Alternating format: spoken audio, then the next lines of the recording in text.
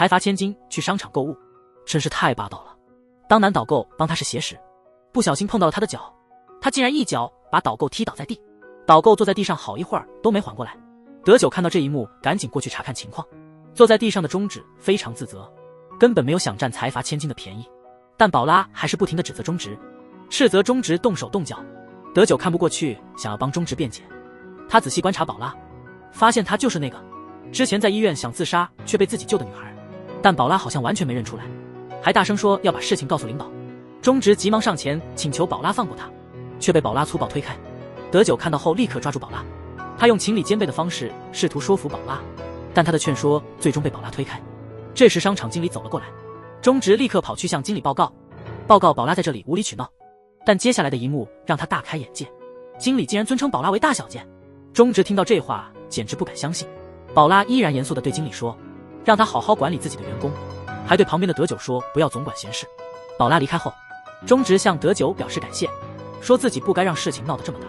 中直安慰德久说自己这么帅一定没事的，但他没想到第二天就被开除了。德久听后非常气愤，他立刻去找宝拉，同时宝拉刚好和他爸爸闹翻，被爸爸关了禁闭。等德久终于来到了宝拉家门口时，正好碰到宝拉偷偷溜出来。宝拉一见到德久就惊慌失措，紧张地问德久会不会开车。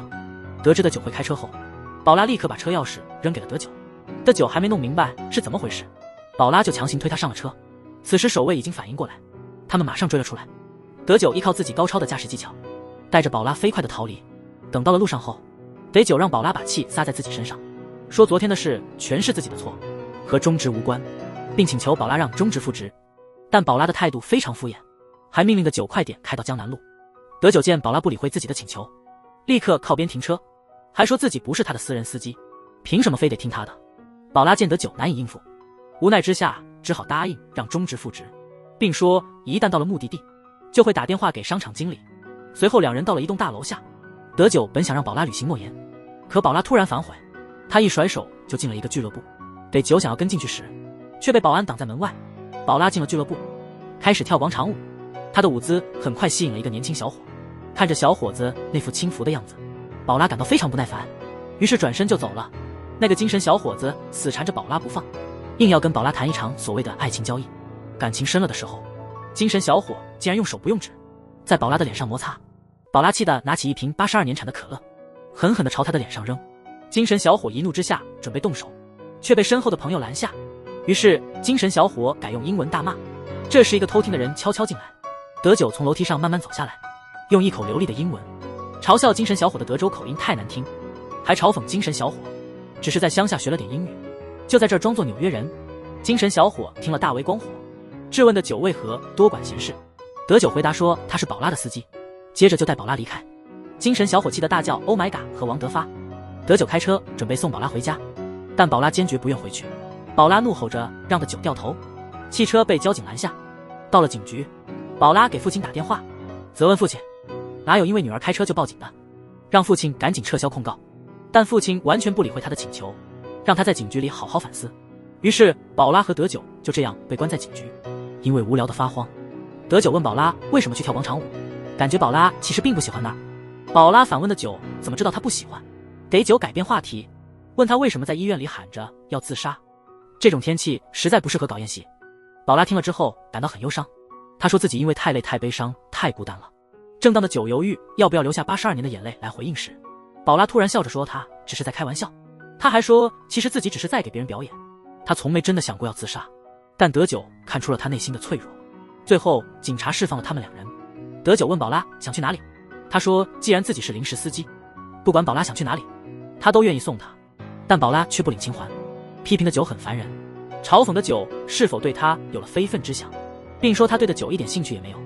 德久反问宝拉，问他假装坚强，假装很厉害很无所谓，会让他幸福吗？他说有时候诚实一点更好，向别人展示自己的脆弱，这样可以少受些苦。说完这些，德久就准备回家。就在这时，宝拉叫住了他，问他是否真的不管去哪里都愿意带他一起。德久随后就开车带宝拉到了海边。到了那里，宝拉让德久在车里等他，而他自己则走向了海边的悬崖。德久看到这一幕，以为宝拉要自杀，他急忙追了上去，但上到崖顶后才发现，原来宝拉只是来这里怀念已故的亲人。德久这才放下心来，不久之后，宝拉准备离开，这时德九递给他一束铃兰，并向他透露，这朵花代表的花语是必将幸福。德九还推测，墓地里葬的肯定是宝拉的母亲，因为宝拉经常来看望，他的母亲也一定会感到幸福。宝拉听后接过了铃兰，激动地流下了仿佛82年陈酿的眼泪。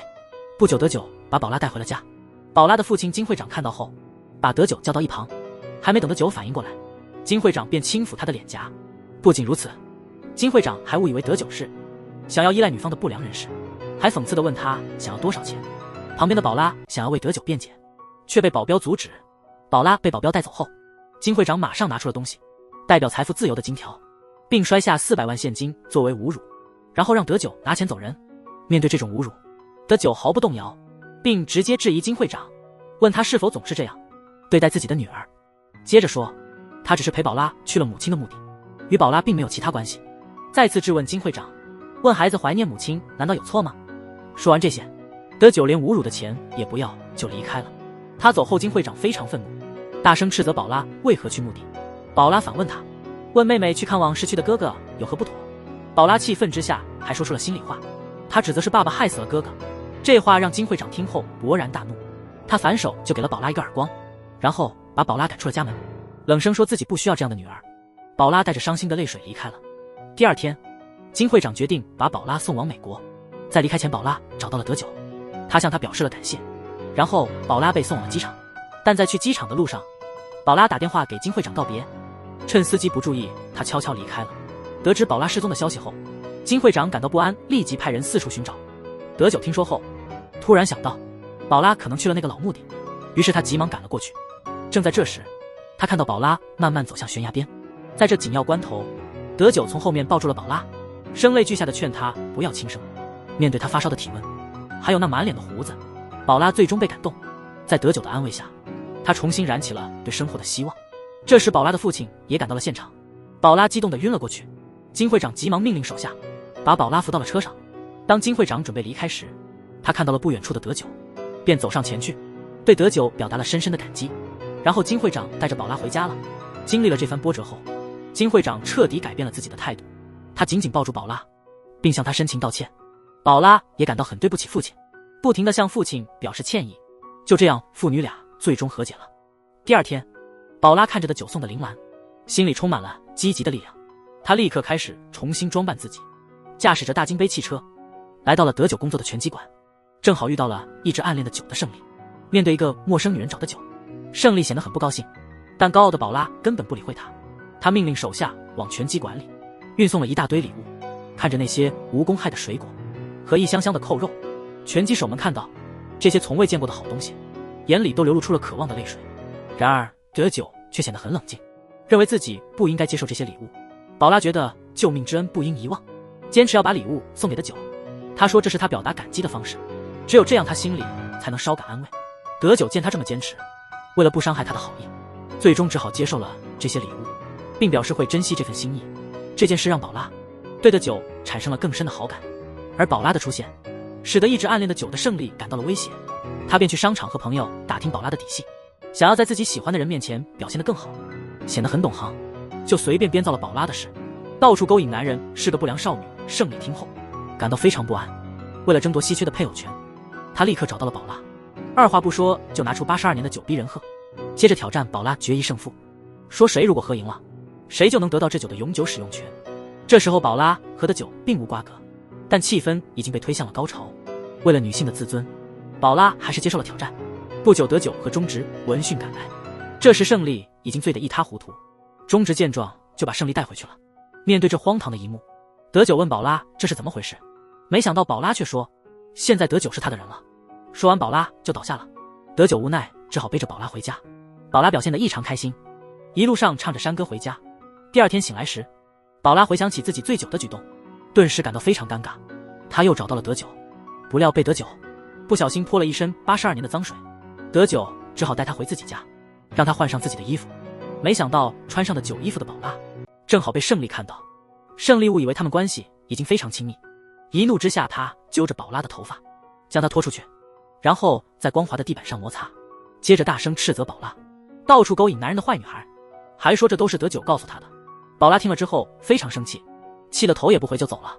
德九见状，赶紧追出去想要解释清楚，但宝拉根本不听，还讽刺的九表里不一，最终两人关系破裂。事后的九严厉地责备了胜利，并告诉他，宝拉根本不是那种随便的人。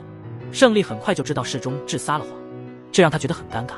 恰逢那天是胜利的生日，德九还准备了礼物给他，并让他自己去房间里拿。谁知胜利拿错了东西，拿了宝拉之前换下来的脏衣服，穿着宝拉的衣服去向他道歉，还夸耀说这是德九送他的生日礼物。宝拉听后差点笑得抽了。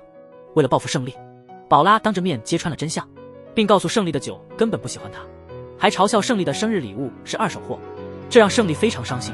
尴尬到极点的他当场站了起来，在众目睽睽之下拆开了自己的快递，并告诉宝拉，他原本是来道歉的，因为不该说宝拉是随便的女人，而且德九也从没说过宝拉随便，但现在他觉得宝拉实在太过分，德九不应该为了宝拉去死，宝拉应该去死。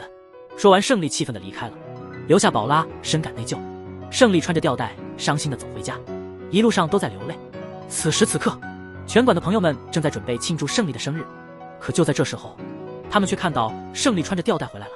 经过胜利的哭诉，德九才明白宝拉怎么羞辱了胜利，这让德九非常愤怒。他找到宝拉，没有多说什么，就痛斥宝拉，责备宝拉为何如此残忍，直截了当地揭露了自己只是把胜利当作妹妹的真相。宝拉却反驳德九，说德九这种隐瞒才是对胜利的极大残忍。德九再次指责宝拉，问他为何对胜利这样漠不关心，并且追问宝拉是否想过胜利有多难受，最后还斥责宝拉是个不懂得关心他人感受的人。德九愤怒地离开了。就在这时，宝拉竟然脱下鞋子扔向德九，大声告诉德九自己也一直很担心胜利。第二天，德九找到了胜利，向胜利道歉，告诉他虽然早就知道胜利喜欢自己，但他无法接受，因为他自己的心还没有准备好去爱别人。然后他把真正的礼物给了胜利，并祝贺了胜利，这样胜利终于放下了心中的负担。同时在另一边，正德带宝拉去医院做常规检查，恰巧那个医生就是之前和他相亲的剑宇。自那次相亲后，剑宇就一直念念不忘宝拉，他一心想和宝拉擦出些火花，但宝拉毫不犹豫地拒绝了他。他甚至说自己这辈子都不打算结婚，但剑宇并没有放弃的意思，他继续纠缠不清。宝拉一怒之下给了剑宇一个耳光，尽管如此，剑宇还是不肯放手。不久后，剑宇再次找到了宝拉，面对剑宇的死缠烂打，宝拉最终同意和他出去约会。他们一起去了水族馆，一路上宝拉显得很不情愿，但不久之后，几只海豹游了过来。宝拉看着这些既肥又可爱的海豹，对剑宇的感觉慢慢发生了变化。同时为了感谢德九救了宝拉，金会长叫来了德九，让德九说出任何愿望，但德九表示自己无欲无求，因此他婉拒了金会长的好意。金会长看他这样也不好再强求，于是就告诉他有需要时随时可以找他。德九到了邂逅就准备离开，没想到不小心打翻了金会长的棋盘。金会长并不在意，他说自己会重新摆好，然后转身去接电话。正在他接电话时，德九凭借一眼的记忆把棋盘原样摆回。当金会长回到座位时，看到这一幕非常震惊，同时有个疑问一直让他耿耿于怀。为了解开心中的疑团，金会长便召来了下属，然后让下属瞥一眼棋盘，这一下子差点把下属吓坏了。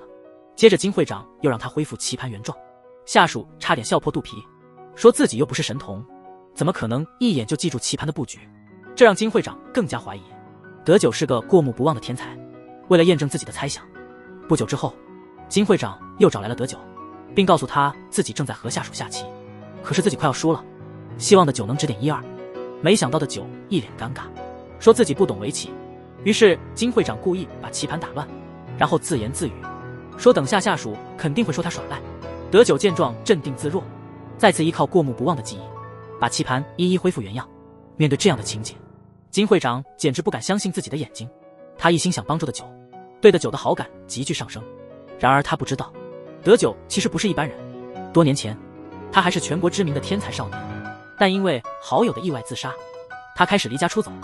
当他心情稍微平复回家时，他的母亲已因四处寻他而负债累累，最终因躲债而音讯全无。这些年来，他一直在寻找母亲的下落。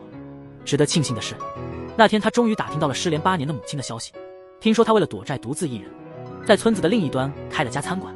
他二话不说就跑了过去。但就在这时，他看到那凶狠的债主正在向母亲索要债款。尽管母亲苦苦哀求给点时间，债主却一点都不松口。目睹这一幕，德久心痛得无法自已。本来他想与母亲团聚，可母亲却对他冷眼相待，大声让他滚开，因为他离家出走，早就让母亲遭受了无尽的苦难。德久知道这都是自己的错，于是跪下向母亲道歉。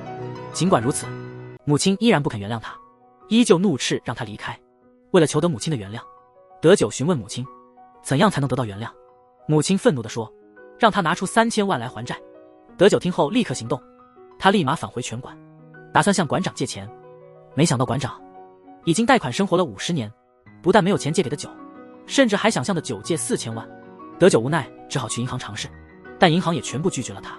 幸亏他的朋友最终将所有积蓄都给了他，但遗憾的是，这些钱远远不够。正当德久感到无助时，身边连个有钱的朋友都没有的时候，德久突然想起了金会长曾经说过的话。为了能和母亲团聚，德久不再在乎面子问题，他很快就找到了金会长，向金会长提出了借钱的请求。面对这位天才，金会长欣然答应了。不只是这样，金会长还为他安排了一份工作，那就是担任自己女儿的专职司机。但金会长没有想到的是，自己儿子的死与德久有关。他是智商高达250的超级天才，任何科目都是学校第一。就在今天，他却输给了一个新转校来的学生。这种前所未有的挫败感让天才少年金正奎感到非常不舒服。从此以后，正奎就与转校生韩泰雄展开了对抗。无论是数学、物理还是天文、化学，正奎都想赢过泰雄，甚至在体育课上，正奎也要与他一较高下。虽然正奎一心想要胜过对方，但泰雄却毫无兴趣，根本不想跟他竞争。不久之后，数学老师布置了一篇论文，泰雄的论文，同学们都惊叹不已，正奎也觉得难以置信。自尊心极强的他立刻查阅了大量资料，想要证明这篇论文不是泰雄自己写的。当上课时，老师高度评价了正奎和泰雄的论文，但就在此时，正奎却拿出资料证明泰雄抄袭了。老师看了之后大发雷霆，立即叫来了泰雄的妈妈。泰雄难以接受的是，他妈妈也不相信他，还没弄清楚就开始痛骂他没出息。妈妈的怀疑让他非常伤心，一气之下，他决定逃学。正在这时，他在图书馆遇到了一个女孩，这个女孩特别刁钻。他在图书馆里看中了一本叫《雪之女王》的童话书，想要以原价的10倍购买，但这里毕竟不是书店，管理员因此斥责了他一顿，并拒绝了他的请求。他大方地露出钱来，很快就引起了一些不良学生的注意。当他走到外面时，这些不良学生就围上来了，把他的财物一扫而空。就在这时，泰雄出现了，把那些不良学生赶跑。事后，泰雄不仅给他买了6个核弹补脑，还给他钱让他坐车回家，这让女孩非常感动。为了保持联系，他立刻掏出了一台最先进的 BB 机，送给了泰雄，并借口说是为了下次还车钱。第二天，泰雄就收到了女孩的来信。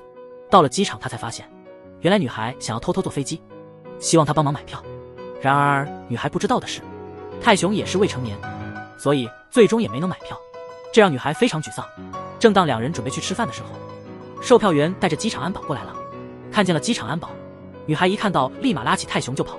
泰雄还没弄明白是怎么回事呢，女孩就拉着泰雄冲进了机场的跑道，然后就开始了羡慕却不好意思说出口的全速奔跑。接着两人又去了游乐园，玩了一整天，坐上了让我羡慕的不行的摩天轮。在这一过程中，泰雄终于知道了女孩最向往的地方，那就是童话中的雪之女王的拉普兰德。临别时，他们约好了下次见面的时间。另一边，正奎的女友偶然发现了证明泰雄清白的证据，他把证据拿给了老师，泰雄因此洗清了冤屈。冤枉他的正奎感到非常内疚，于是他来到了泰雄家旁的路边摊，虽然说是来吃炸酱面，实际上是想向泰雄道歉。还没来得及开口，摊位上突然来了一帮流氓，看到有人闹事，正奎挺身而出帮忙，结果也被按在地上摩擦。这件事之后，两人从此不再针锋相对，变成了最好的朋友。在以后的日子里，他们一起学习，一起捡肥皂，一起看需要打码的图片。泰雄终于了解到，正奎原来的梦想是成为拳击手，然而他的父亲希望他当数学家，所以一直乖乖听话的正奎把父亲的愿望当成了自己唯一的目标。不久后，两人参加了国际奥数比赛，正奎志在必得，毕竟他是夺冠热门。然而最终泰雄出人意料地赢得了冠军，这对一向自负的正奎来说简直像晴天霹雳，这让他对泰雄产生了强烈的嫉妒。于是他们俩大吵了一架，正奎失魂落魄地走回家，面对疾驰而来的大货车，他选择了不躲避。泰雄得知这个噩耗后非常伤心，他把正奎的死归咎于自己。泰雄因此忘记了和女孩的约定。女孩在大雨中等了一整天，最终没有等到他的欧巴。这个女孩其实是小时候的宝拉，她原本是一个智商180的天才，但为了3000万，成了一个刁蛮千金的司机。她刚开始上班的第一天，刁蛮千金宝拉就开始冷嘲热讽，但她完全不在乎。宝拉又故意带着的酒，来到一个朋友在中职工作的店，假装要给的酒买一双专业司机用的7条狼。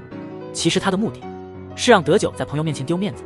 天才的酒当然看穿了他的意图，所以毫不犹豫地揭穿了他的计划，这让宝拉觉得很没意思。于是他转身离开。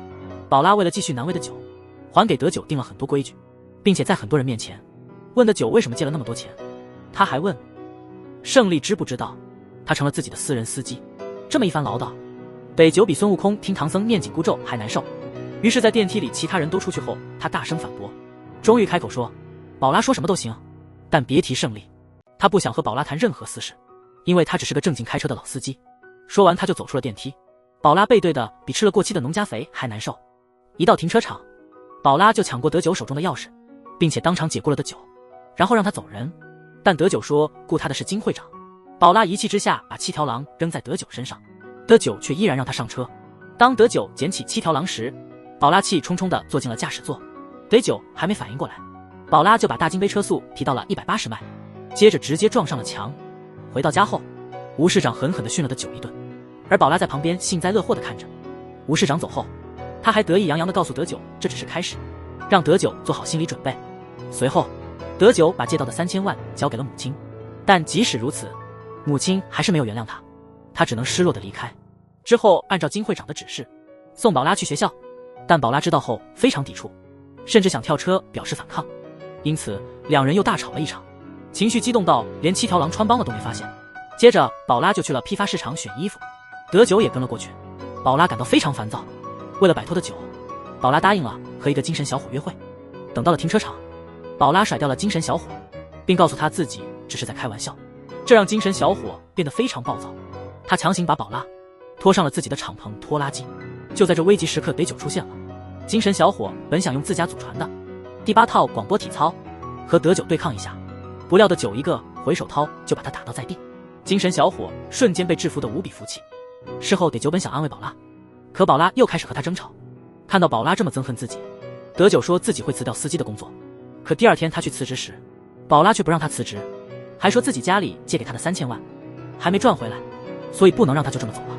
德九这才意识到宝拉虽嘴硬，其实内心还是善良的。随后两人一起去了学校的图书馆，在帮宝拉找数学资料的过程中，德九被一篇数学学术论文吸引，他突然想起了已故的朋友郑奎，于是他便津津有味地读了起来。宝拉就这样静静地观察他，读了超过1个小时。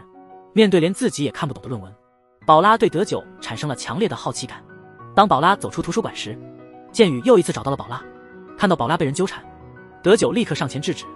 等剑宇回头一看，德九这才认出剑宇是之前在医院遇到的那位医生。解释清楚后，剑宇又邀请宝拉吃饭，这次宝拉答应了，德九则去帮宝拉提交作业。就在那时，他发现宝拉有一题没做，于是他就顺手帮忙完成了，但还没来得及擦掉就被学生带走了。第二天，宝拉立刻收到了教授的高度表扬，这让宝拉感到很困惑。富家女突然意识到司机可能是个天才，因为司机不仅英语说得流利，还懂得医生级别的医学知识，甚至连数学作业也得到了教授的极高评价。这使得宝拉开始怀疑德九的真实身份，于是他询问德九作业的事情。德九说是抄的，宝拉不信，让他在图书馆找出那本抄袭的书，但德九说找不到了，这让宝拉非常生气。德九无奈说再找找看。正当此时，他发现了雪之女王的童话书。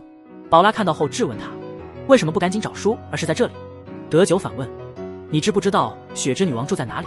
宝拉说是在拉普兰德。德九惊讶地表示很少有人知道这一点。宝拉反问他怎么会知道。德九开始讲述自己8年前的故事，他讲述了和一个小女孩的经历，把这件事告诉了宝拉。宝拉听完后十分震惊，因为那个小女孩正是她自己。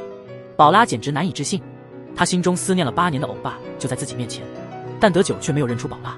宝拉也还没准备好面对这一刻，所以宝拉什么也没说就离开了，这让韩德九完全懵了。他还以为宝拉是因为没找到抄袭的书而生气，所以到了晚上他就连夜完成了数学报告。第二天他本打算把报告交给宝拉，但宝拉已经承认是抄袭的。教授听后决定拔他唱山歌。宝拉感到非常尴尬的时候，德九悄悄跑了进来举手，表示愿意替宝拉承担惩罚，还称自己是宝拉的黑骑士，引起了同学们的一阵大笑。德九走上讲台，用他那五音不全的嗓音唱起山歌，同学们的笑声越来越大。宝拉尴尬到想找个地方钻进去。下课后，德九说他帮宝拉捡了位，宝拉应该感谢他。宝拉问他想要什么感谢，德九说让宝拉叫他欧巴，毕竟他年纪比他大。但宝拉显得很不情愿。德九见状只好说自己是在开玩笑。正当他要离开时，宝拉突然叫了他一声欧巴，但下一秒他说自己只是在开玩笑。然后两人就开始调侃，但有些话还是羞于说出口。就在这轻松的氛围中，宝拉突然晕倒了。德九赶紧把宝拉送到医院。在何建宇询问病情之后，德九才得知宝拉从小就患有肌肉无力症。第二天发现的九没去上班，宝拉于是去找德九，一问才知道德九曾因一次意外离家出走，他的母亲一直未能原谅他。宝拉建议德九继续去看望母亲，不止明天后天也要去，一直去直到母亲能原谅他。宝拉还说德九的母亲等了他8年，不可能一下子就能原谅他。德九觉得宝拉说的很有道理，从那以后德九每天都会去看望母亲，并请求她的原谅。不久之后，宝拉和德九一起去机场送金会长出差。金会长离开后，两人开始闲聊。德九看着机场跑道又提起了与那个小女孩的相遇。宝拉故意问他那天为什么没去赴约。德九听后立刻回想起朋友去世的场景，不想谈论这段悲伤的经历，所以他说自己忘记了原因。这让思念他8年的宝拉立刻感到不开心。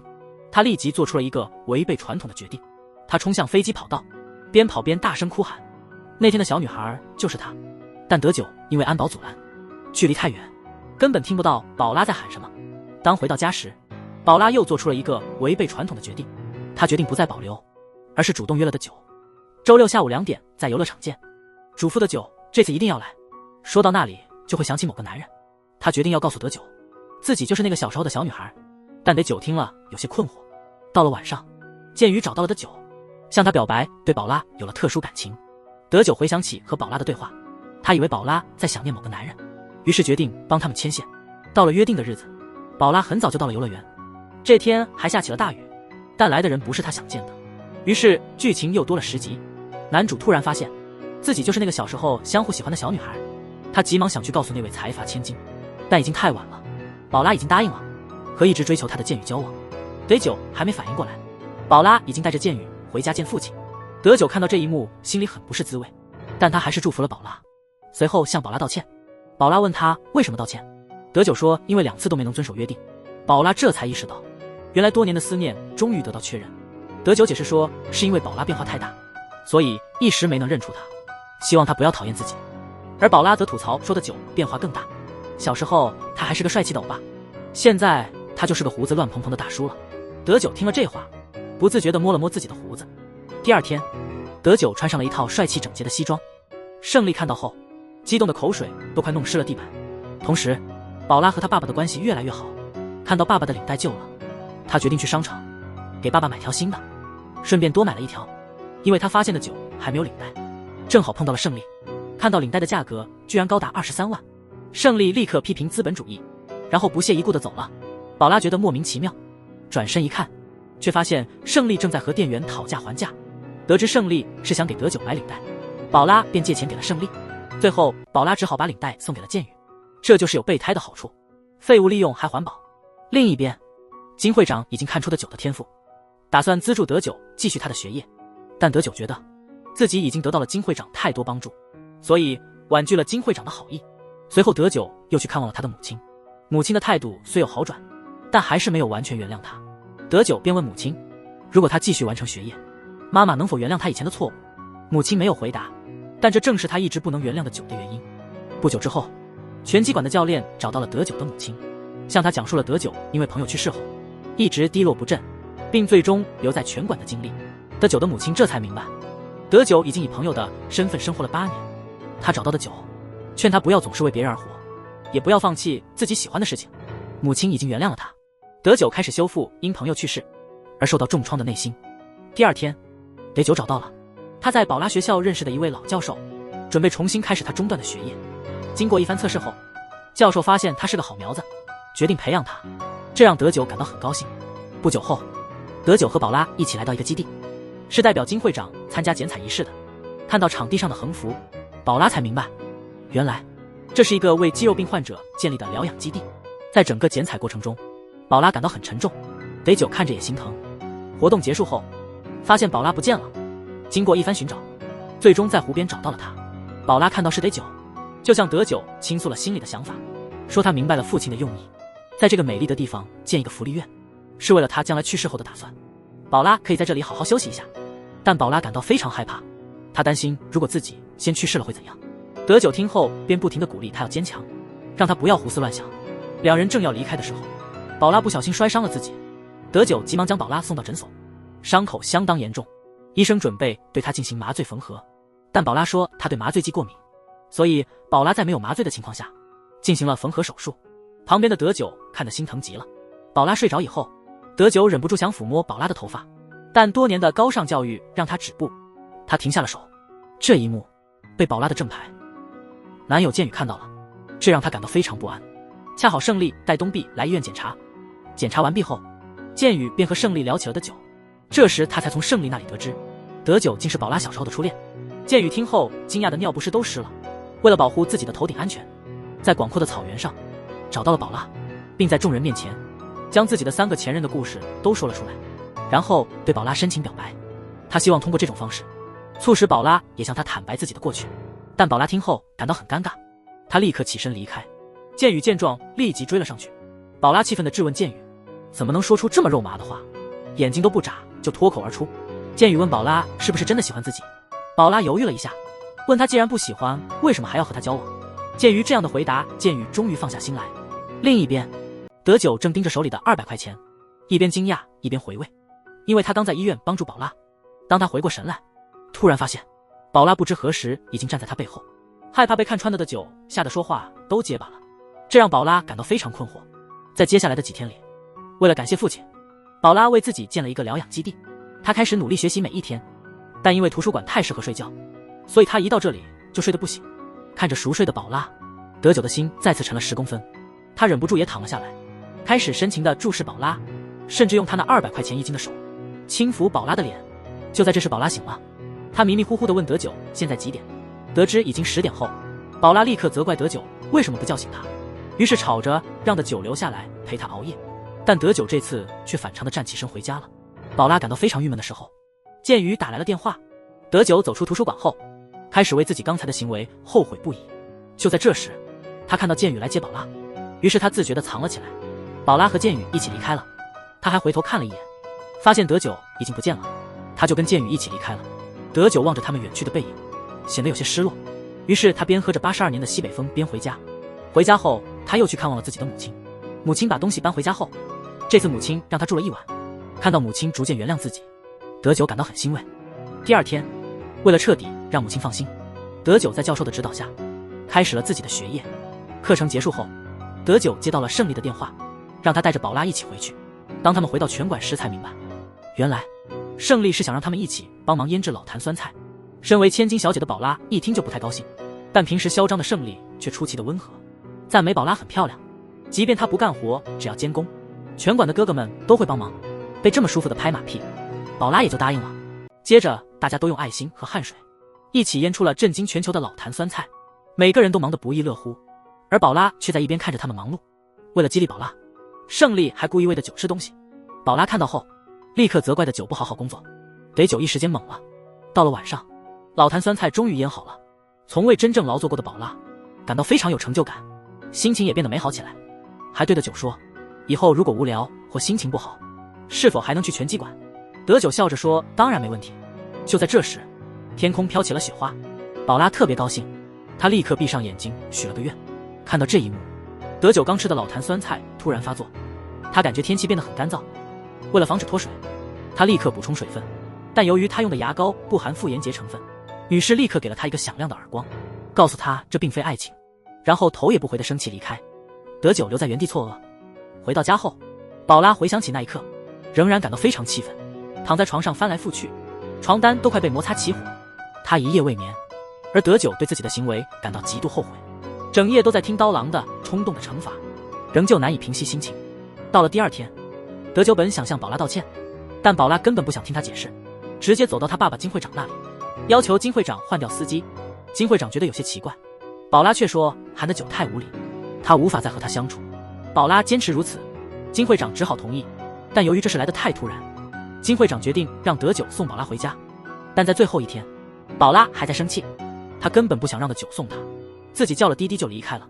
德九马上开车追了上去，并且在医院门口拦住了宝拉。他再次向宝拉承认了自己的过错，但宝拉觉得他与众不同，如果换做别的男人早就忘了。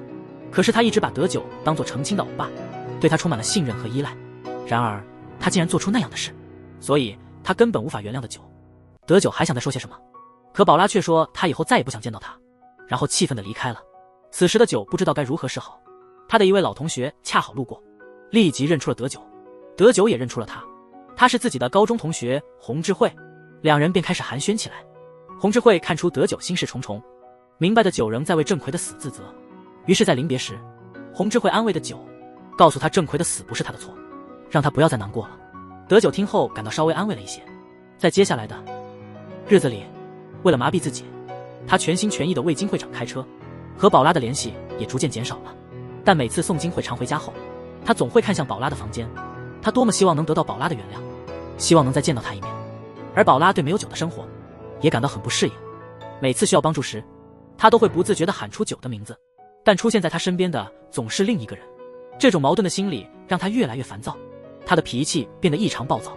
商场的店员仅仅是拿错了东西，他就从祖宗18代开始骂到母猪的产后护理，即便是男友建宇前来劝阻，他也全然不顾面子。为了安抚宝拉，建宇带他去了咖啡厅，喝着新鲜烹制的猫屎咖啡。就在这时，宝拉听到了一个熟悉的声音，那是宝拉的亲生母亲。宝拉的脸色顿时大变，她起身准备离开，她的母亲也迅速注意到了她，立刻上前迎接。但面对母亲的问候，宝拉感到极度厌恶，因为母亲曾经抛弃了她，和父亲的部下私奔了，所以宝拉对母亲仍旧怀有怨恨。母亲非常想得到宝拉的原谅，但宝拉对母亲冷言冷语，表明永远都不会原谅她。然后她转身就走了。这一幕被建宇看在眼里，他试图让宝拉向母亲道歉，宝拉当然拒绝了，两人因此大吵一架，结果关系破裂。那晚宝拉就消失了，家人怎么找也找不到她，于是他们联系了德九。德九听说后立即开始四处寻找。此时德九想起宝拉曾说过，如果他无处可去，能不能去拳馆。他立刻飞快地赶往拳击馆，在那里他终于找到了宝拉，看着宝拉泪流满面地叫他欧巴，这让司机德九感到非常欣慰，二话不说便把他紧紧抱进了自己42度的怀抱。德九随后为宝拉冲了一杯新鲜热腾的猫屎咖啡。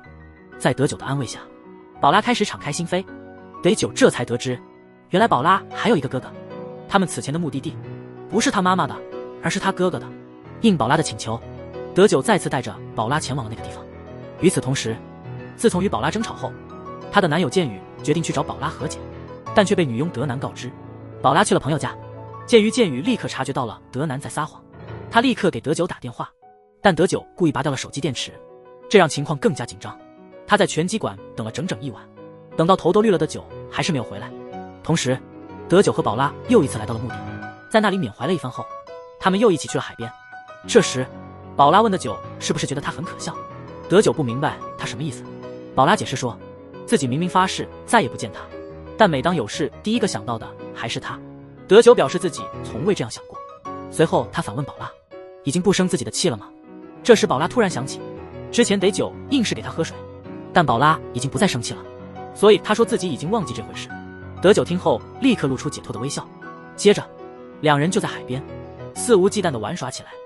同时在另一边，头顶的绿草如茵越长越美。当的九回来时，失去伴侣权的他立刻轻抚的九英俊的脸庞，然后他告诉了九，昨天挂掉他电话时就应该做好这个心理准备。他还告诫的九不要对宝拉抱有非分之想。不久后建宇找到宝拉，质问他为何非得由的九陪同。宝拉解释说是因为感觉舒服。建宇反问是否因为的九是初恋。宝拉听后感到非常惊讶，建宇则表示他早就知道了，希望宝拉不要再做出让他怀疑的行为。说完他就愤怒地离开了，留下非常无奈的宝拉。建宇离开之后，德九就坐在擂台旁发呆，中直看到后便安慰他，说建宇太小题大做了，让他不要太在意。但德九却表示他已经对宝拉产生了深厚的感情，还问这样默默地喜欢他可以吗？不久之后，建宇带宝拉去参加了同事聚会，并且还高调宣布宝拉是他的未婚。宝拉听后显得格外尴尬，建宇却一直纠缠不放，不停地强调他们很快就要结婚了。接着，同事们还建议去滑雪旅行，计划3天2夜，并且戏弄建宇和宝拉，问他们是不是只订1间房就够了。建宇立刻接话说当然要1间。宝拉听后坐立不安，马上把建宇叫到外面，然后质问建宇为什么要擅作主张。建宇反问他为何半夜喝醉了酒可以去海边，却说和他去滑雪是擅自决定的。他表示不了解宝拉的真正感情。宝拉回应说他是真心和建宇在一起的，所以觉得建宇这样说太过分了。正当宝拉要走开时，建宇突然说无论宝拉做什么他都尽量不去计较，但最让他难以忍受的是，宝拉伤心时想到的不是他，而是德久。宝拉一时哑口无言。第二天，德久送给宝拉一个礼物，并告诉她这个礼物原本是8年前在游乐场第一次见面时就应该给她的，但因为一些意外拖延到现在。宝拉打开礼物发现正是那本她8年前想要的《雪之女王》，里面还有一封信，信中讲述了他们8年前相遇的种种细节。宝拉读后深受感动，眼泪立刻就流了下来，仿佛是2公斤82年的老泪。她的心在这一刻开始动摇。第二天，建宇约宝拉出来见面，向她递上了求婚戒指。内心犹豫的宝拉立刻拒绝了。同时，德久去医院看望了老同学洪智慧。聊天之后，德久听到了一个震惊的秘密，原来宝拉竟是自己故去好友郑奎的妹妹。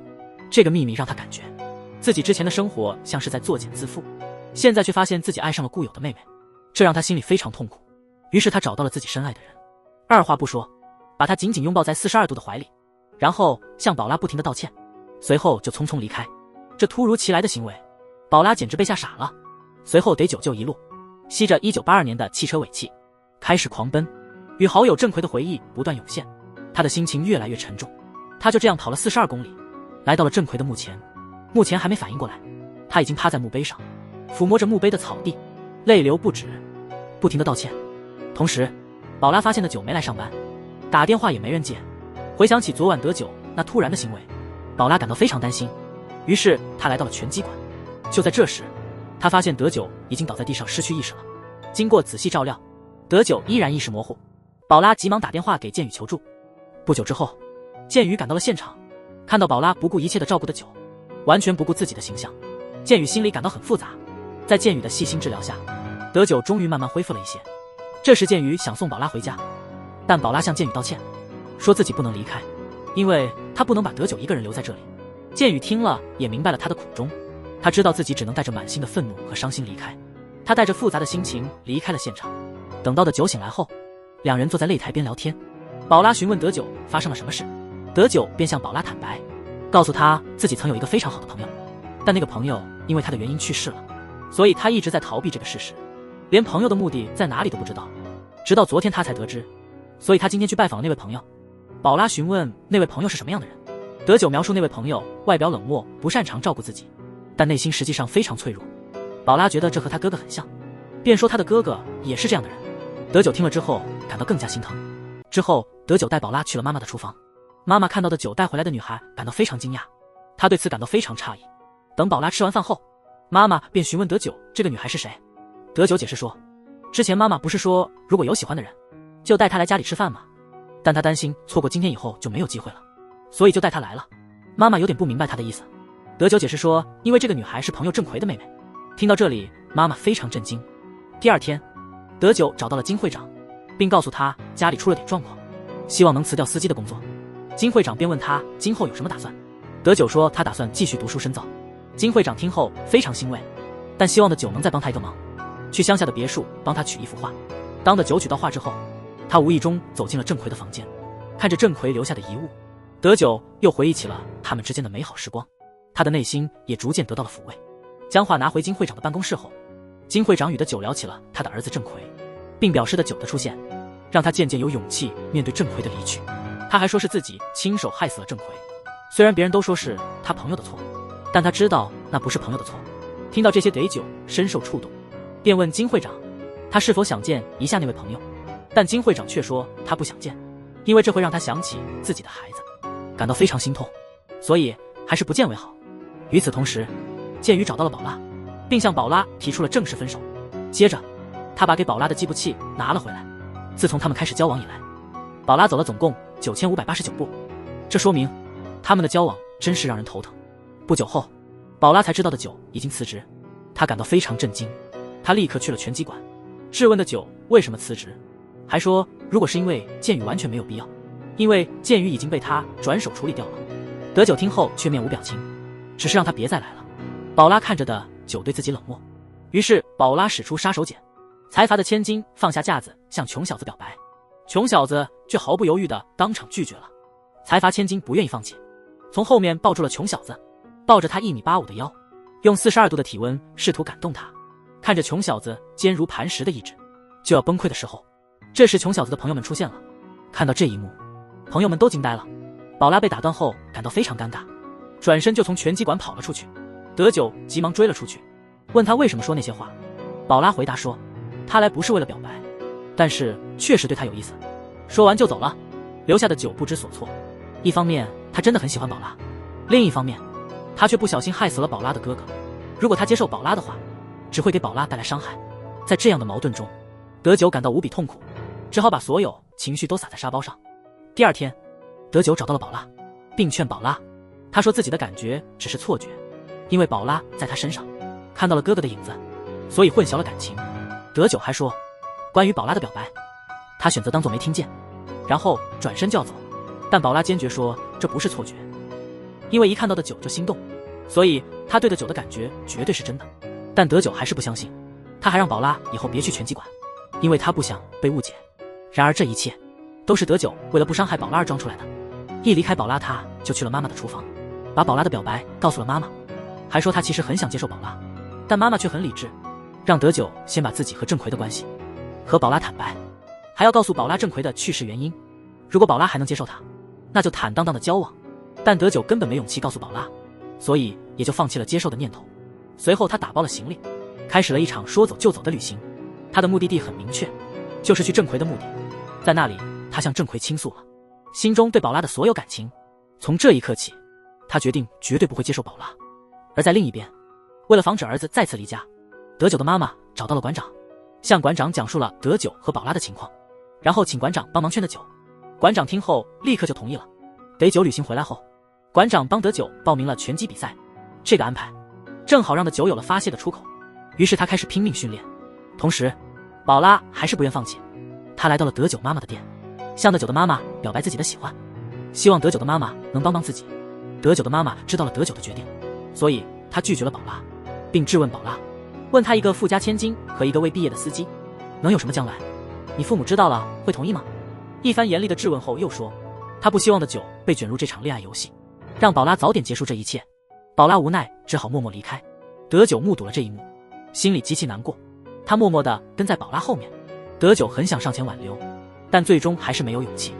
不久后，拳击比赛开始，德九将所有压抑的情绪在赛场上尽情释放。经历激烈的比赛，德九成功晋级决赛。就在这关键时刻，宝拉再次找到的九，说他已经把自尊都抛到一边，只想问的九一个最后的问题，那就是德九是否真的从未喜欢过自己。德九毫不犹豫地回答说没有，但宝拉仍然不愿意放弃。他追问他，如果不喜欢，为何对他这么好？如果真的不喜欢，为何还要吻他？德九解释说，那时只是因为血糖低，突然想喝点甜的而已，这和真正的喜欢没有任何关系。听后宝拉彻底绝望，气愤地离开了。没过多久，决赛正式开始，德九凭借稳健的技术占据了上风，但就在此时，宝拉突然出现了，德九一时间呆住了。在一阵激烈的反攻后，德九最终被击倒在地。一个富家女爱上了一个穷小子，但这个穷小子却一次又一次地拒绝了富家女的爱意，这让富家女宝拉感到极大的痛苦。不久后，她因为情感问题病倒了。得知宝拉因情所困，羽绒德男立刻前往拳击馆找德九，并拉着德九去医院看望宝拉。但不管德九怎么劝说，德九就是坚决不去，这让德九也感到非常失望。不久后，宝拉出院了。听德男讲述找德九的经历后，宝拉对德九彻底绝望了。为了忘记德九，他把所有与德九有关的东西都整理好，并让德男帮忙全部扔掉。与此同时，德九为了缓解内心的痛苦，每天都在拼命的搬砖，晚上也在努力学习，但脑海中总是浮现宝拉的身影。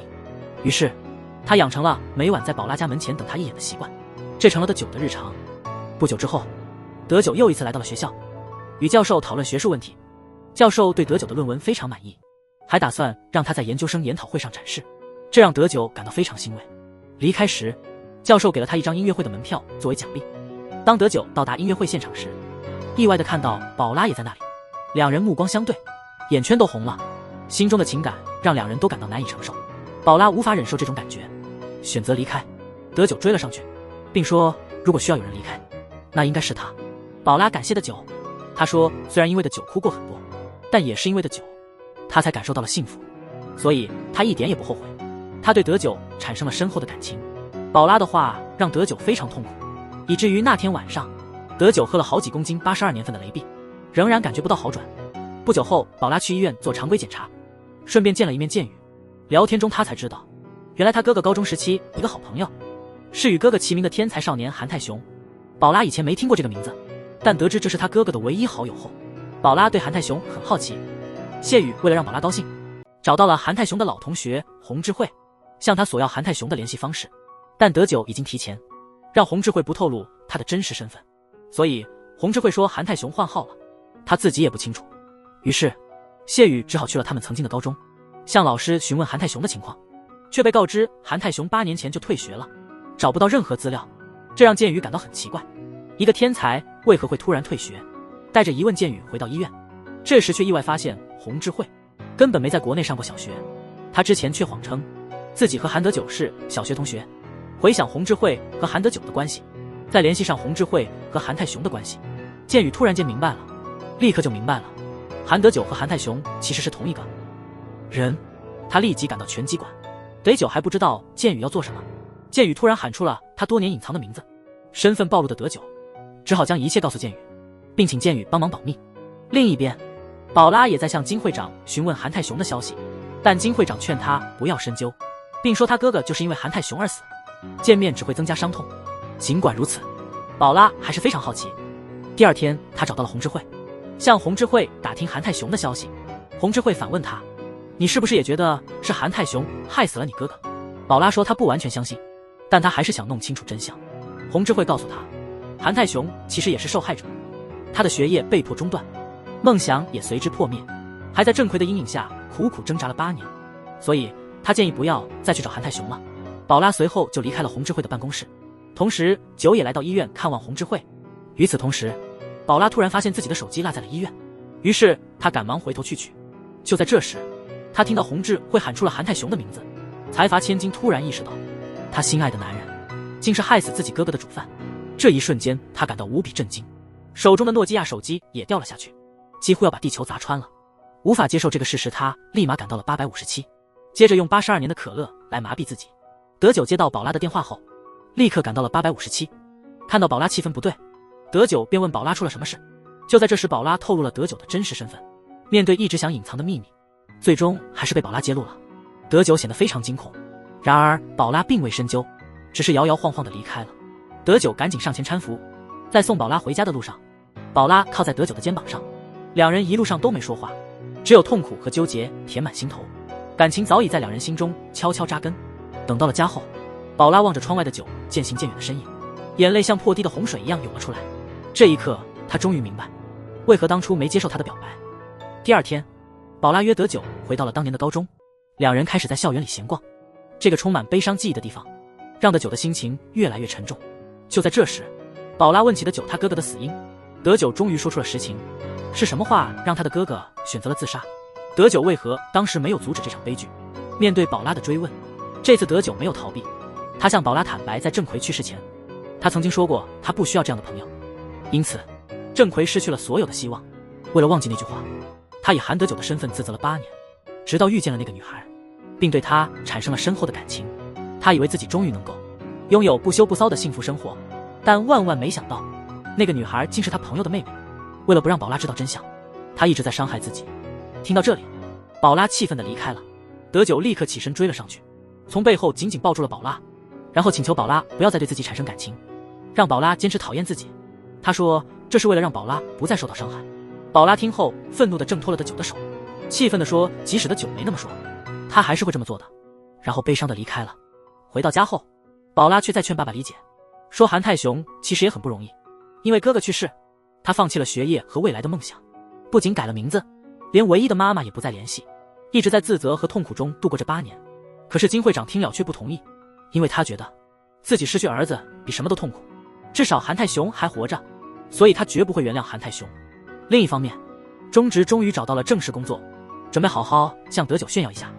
得知德久在图书馆后，他急忙过去找他，没想到看到德久和教授一起走出来，教授正在称赞的久的论文。中直好奇地跟了过去，让他震惊的是，没毕业的久竟然在和研究生讨论高级数学问题。中直这才意识到，原来自己才是那个愚蠢的人，感觉自己被欺骗了，心情极度失落。他一气之下喝了2打82年的雷碧，但还是没能平复心情。就在这时，金会长来拳馆看望的久，但已经醉得不轻的中直却说，拳馆里没有德久这个人。金会长看他喝醉了，就打算离开。但就在这时，中直突然自言自语地说，韩的久就是韩泰雄。当得知自己深爱的人害死了哥哥之后，财阀的千金一直处于极大的痛苦中，可他们似乎总是不期而遇，这让宝拉感到非常崩溃。于是宝拉哭着向德久倾诉，能这样面对面的见到的久，他感到很开心，但他知道自己不能继续这样下去，所以他现在非常讨厌自己这么喜欢的久。德久起身蹲下安慰宝拉，保证今后不会再喜欢他，也不会再出现在他面前。同时他们约定要彼此忘记，所以他让宝拉不要再伤心，然后伸手说要送她回家。宝拉看着自己深爱的人，慢慢地伸出了自己的手，接着他们手牵手走在熙熙攘攘的人群中。此时雪花纷飞，他们宛如一对热恋中的情侣，也似乎是最后一面的苦命鸳鸯。同时金会长已经得知了真相，害死他儿子的正是德久，并且还知道了女儿宝拉和德久已经坠入爱河，这让金会长异常痛苦。此时宝拉刚好回到家，金会长立刻猜到宝拉刚和德久见过，于是对宝拉大声斥责，并对德久表示强烈的谴责。宝拉则回应说，一切都是他的错，是他先爱上了的久，但他保证今后他们再也不会见面，希望爸爸能假装什么都没发生。然而金会长不相信他们会就此断绝往来，于是他下令禁止宝拉外出。到了第2天，金会长找到了德久，告诉他自己已经知道了他的真实身份，因此希望德久能主动离开，不管是去旅游还是去留学，只要他不再和宝拉见面即可，自己会资助他一辈子。德久听后立刻跪了下来，表示他对宝拉的感情是真心的。金会长反问他，怎么能说出这么残忍的话呢？如果他还把郑奎当作朋友，就不该说这样的话。与此同时，宝拉得知金会长约见了德久后非常着急，但被保镖团团围住，出不了门。无奈之下只好打电话求助剑宇。剑宇得知宝拉是为了利用他去寻找真爱，自己不过是个5星级的备胎，心中不禁想起了正道的光，于是决定利用自己一生的身份带宝拉去做检查。保镖见状不敢怠慢，只好放行。等到了外面，宝拉立刻抛下剑宇自己离开，而剑宇也没有任何怨言，这备胎的角色他是演到底了。宝拉随后来到了公司，此时金会长正在让德久离开，宝拉赶紧上前阻止。金会长怒斥宝拉，怎么这么快就忘记了自己哥哥是怎么死的？宝拉回应说，哥哥是因为自己的自卑心害死的，和德久无关。金会长听后反手给了宝拉一个耳光，宝拉只好伤心的离开。但是德久很快追了上去，让宝拉向爸爸道歉。宝拉反问他，自己哥哥的死真的和他无关吗？他还要像个罪人一样活到什么时候？德久回答说，至少他还活着，所以希望宝拉不要再伤害爸爸的心。在德久的带领下，宝拉回到了父亲的办公室，向爸爸表达了歉意。晚上宝拉又找到了金会长，表达了愿意出国留学的想法，并承诺不再见德久，希望爸爸不要再难为德久。金会长虽然没说什么，但内心对女儿的离开充满了不舍。第2天，金会长找到的久，让的久忘记昨天的话，因为这不是得久留下或离开的问题，但他还是希望的久能忘记宝拉，然后开始新的生活。的久不明白发生了什么，但还是同意了。在临走前，宝拉又去了一次监狱看望备胎，得知宝拉将出国，作为一个充满正能量的备胎，他决定为真爱添砖加瓦。于是他把宝拉准备出国的事告诉了德久。德久原本不想再打扰宝拉，但就在这时，他突然想起了宝拉8年前留给他的 BB 机号码，抱着试一试的心态拨了过去，没想到竟然通了。德久这才发现宝拉已经等了他8年，这让他心里一阵动摇。他立刻赶到了当初他们约定的游乐场，一站就是整整1天。正当他以为宝拉不会来时，宝拉却出现在他身后。这男人换上了帅气的衣服，正准备去和未来的才华岳父谈判，谁知一出门就看到了自己的女友。他已被才华父亲赶出家门。德久马上问宝拉发生了什么，宝拉说他父亲不同意他们在一起。德久立刻找到金会长，希望金会长能同意他和宝拉交往。但金会长一看到的久，就会想到自己已故的儿子。他不愿意这样痛苦地面对的酒。既然宝拉觉得没有的酒就活不了，他一看到的酒也觉得活不下去，那么最好的办法就是分开生活。德久只好说自己会好好照顾宝拉，并会一直去拜访金会长，直到他同意为止。随后，德久就安排宝拉住进了胜利的家。这时，胜利已经接受了这个现实，德久就像对待妹妹一样对待她，于是原本的情敌也就变成了好姐妹。因为宝拉被赶出家门，昔日的才华千金变成了一无所有的穷光蛋。为了谋生，宝拉在胜利的推荐下去了一家服装店面试导购。店长起初还看不上宝拉，因为她没有销售经验，但宝拉凭借多年穿名牌的经验，立刻给店长上了宝贵的一课。秉承着没吃过猪肉也见过猪跑的理念，宝拉成功通过了面试。到了晚上，德久带宝拉回家吃饭。面对这位美丽又有才华的千金，选择跟自己穷儿子在一起，德久的妈妈感到非常心疼，不停地向宝拉道歉，同时也对宝拉表达了感激，并鼓励宝拉无论多艰难都要坚持，直到宝拉的父亲同意为止。于是在接下来的日子里，德久平时去工地搬砖，一有空就钻研数学，努力完成学业。宝拉也开始适应打工生活，两人的生活平淡简单。但不久之后，德久无意中得知宝拉在打工，他气冲冲地跑到服装店，将宝拉从那里拉了出来。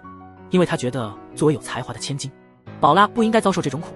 但宝拉却觉得他不想再依赖父亲或的酒，他想独立生活，并且他还说仅仅因为这点小事德久就要赶走他，这让他非常难过。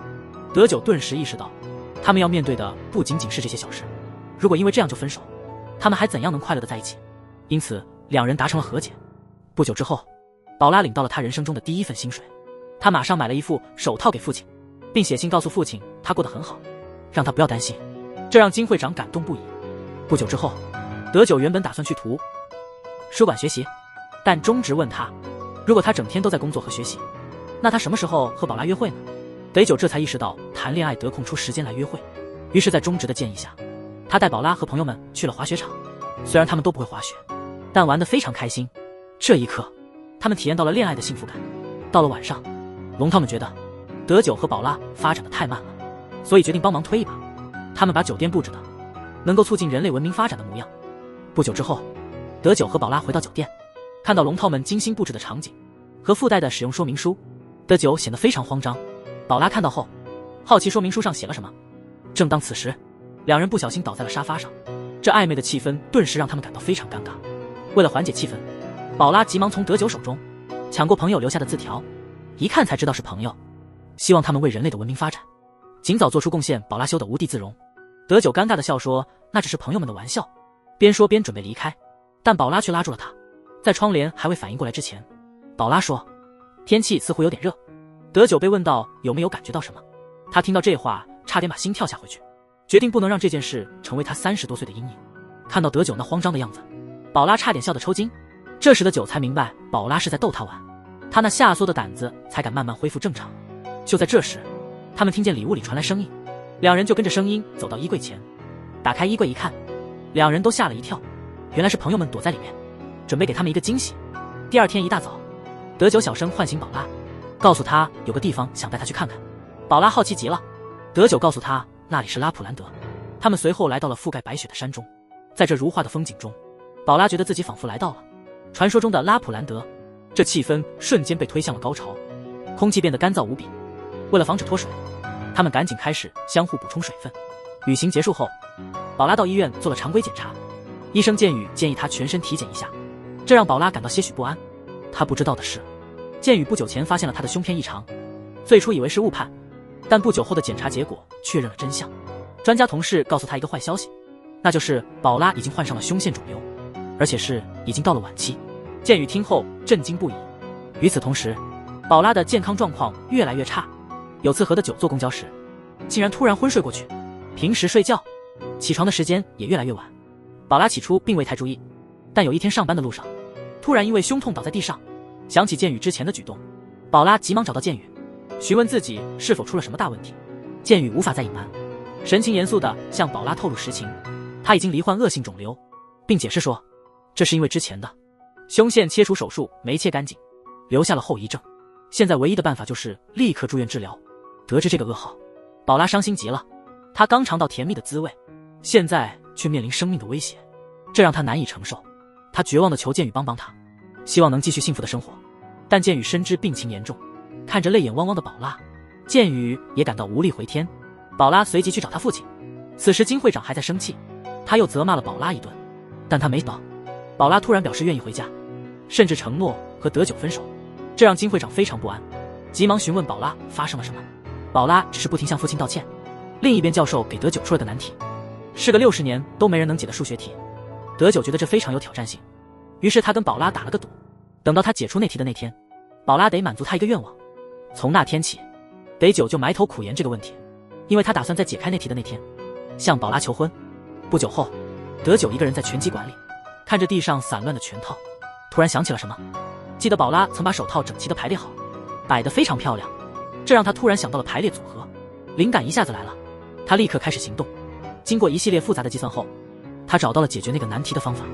把解题过程提交给教授后，教授看后赞叹不已，直接夸他厉害。德久也乐得飞起，他马上约宝拉出来，因为他已经准备好求婚了。但他没想到的是，宝拉突然站起来就走了。德久一头雾水，宝拉突然发火，他们怎么可能结婚？德久还没弄明白发生了什么。宝拉说她绝对不会跟任何人结婚，尤其是德久。说完，宝拉气冲冲地走了。然后宝拉回到了胜利的家，二话不说就开始打包行李，拖着行李就这么走了。此时德久也赶了过来，他急忙上前阻止宝拉，并说没有充分的理由，他是不会让宝拉离开的。宝拉为了让德久放弃，便说这样的生活太苦了，跟着德久过穷日子他实在受不了，而且他以后也不想这样过。面对这么坚定的理由，德久无法反驳，只能眼睁睁看着宝拉离开。然而他不知道，宝拉其实已经身患绝症，剩下的时间不多了。宝拉这样做只是为了让德久能忘掉他。然后宝拉去了医院。不久，金会长得知宝拉住院的消息，他急忙赶往医院，对宝拉说不要担心，即使地球爆炸，他也会确保宝拉安全。但现实是残酷的，即便他现在富可敌国，宝拉的癌细胞已经扩散到全身，病情严重，已经无法治愈。面对这残酷的现实，金会长感到极度绝望。德久很快也知道了宝拉的病情。当他赶到医院，一听宝拉是癌症晚期，德久简直不敢相信，他疯狂地呼喊着宝拉的名字，硬是要冲进去见宝拉，却被2名医护人员拦下。当他稍微冷静下来后，他坐在了宝拉的病床边守护着。这时候宝拉向德久道歉，说自己不该冷落他一个人，他只希望宝拉永远不会离开他。不久之后，中直和胜利也来医院看望宝妈，他们的陪同还有2名记者。德久因为解决了60年的数学难题而受到关注，他们想要对德久做一个专题报道。他们还想了解为什么德久放弃了去美国深造的机会，但德久因为担心宝拉，所以他没有多说什么。宝拉也听到了这一切。等大家都离开后，宝拉质问德久为什么拒绝出国深造，还问是不是因为自己拖累了他。德久说不是，但宝拉不信，他觉得德久没必要为了一个将死之人放弃自己的未来。德久听后非常生气，生气地责备宝拉，叫他不要再提死亡来刺激自己。不久后，这事件就登上了报纸。这时的德久已经闻名遐迩，但所有的荣誉也无法让他感到快乐，因为宝拉进重症监护室的次数越来越多，这意味着宝拉随时可能离开。为了在生命的最后时刻不留遗憾，他们决定提前进行一次蜜月旅行。这次旅行让他们意识到，原来他们在一起的时间真的很短。他们从未一起看过电影，也未曾一起拍照留念，他们的共同回忆实在太少。所以接下来的日子，他们一起在海边散步欣赏美景，也一起观看电影共享欢笑。晚上宝拉害怕黑夜的时候，德久总是陪伴在她身边。最终宝拉在德久的守护下安静的离世。有爱人的陪伴，让死亡也不再那么恐怖。故事至此画上句号。在故事的结尾，德久带着宝拉的梦想前往了传说中的拉普兰德，在那里实现了宝拉未尽的梦想。3年后，德久留学美国归来，成为了杰出的韩泰雄博士。他的论文还获得了大奖，许多人慕名而来听他的演讲，包括金会长在内。当他重游旧地时，宝拉仿佛从未离开，始终在他身边陪伴。